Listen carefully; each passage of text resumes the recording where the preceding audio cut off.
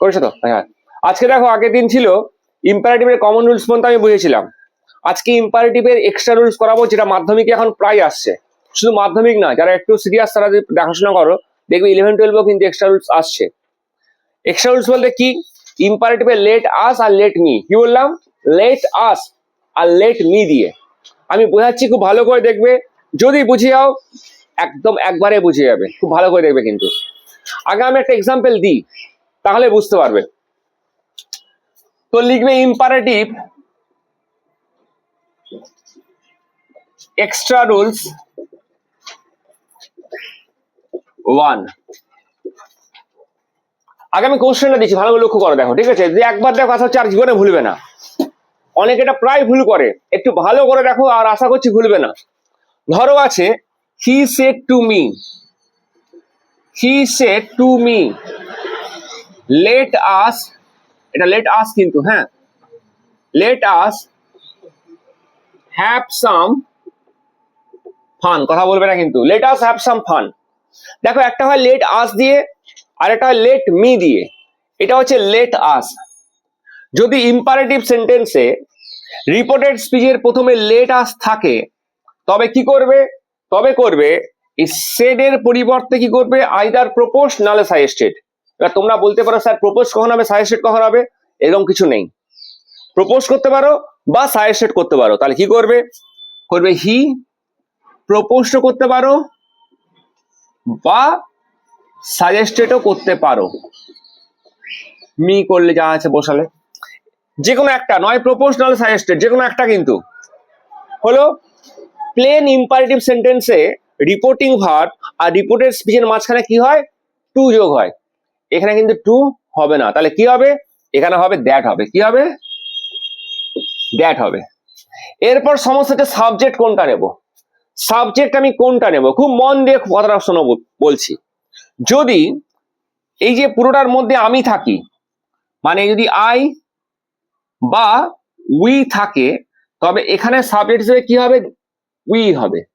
মানে আমি যদি পিকচারে থাকি তাহলে হবে উই।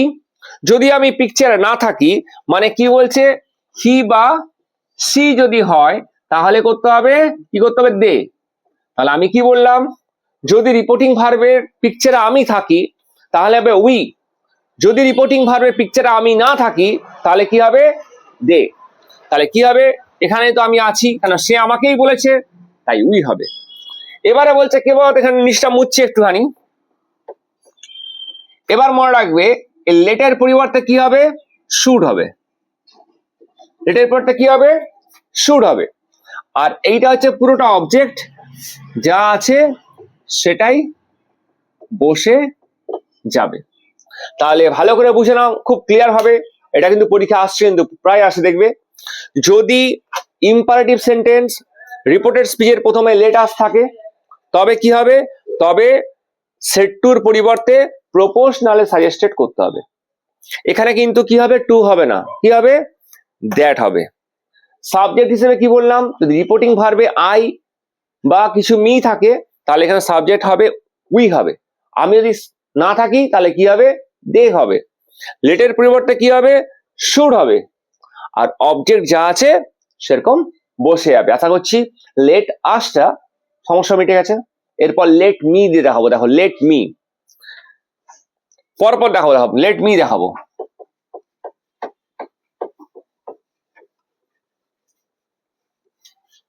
এরপর এক্সটার্নাল টু করাবো, খুব ভালো করে দেখো। ওইটা ছিল লেট আস, এরপর করাবো লেট মি। দেখো, he said to Raj, let me have a cup of tea. Let me have a cup of tea. ওটা কি ছিল? Let us. এটা কি আছে? Let me. গুলিয়ে ফেলবে না কিন্তু, ঠিক আছে? যদি রিপোর্টেড স্পিচের প্রথমে লেট মি থাকে, তাহলে কিন্তু প্রপোজটা সাজেস্টেড হবে না, কি হবে? রিকোয়েস্টেড করতে হবে। কি করতে হবে?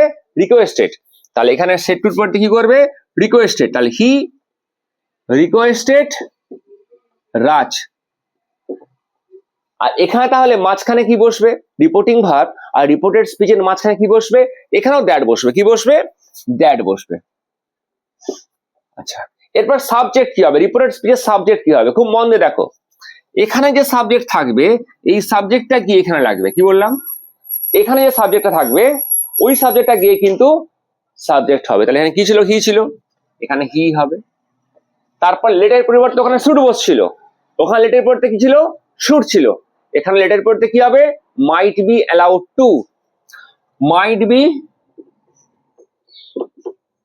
Allowed to, A double L O W E D. Object কোনটা, এইটা যা আছে বসে যাবে।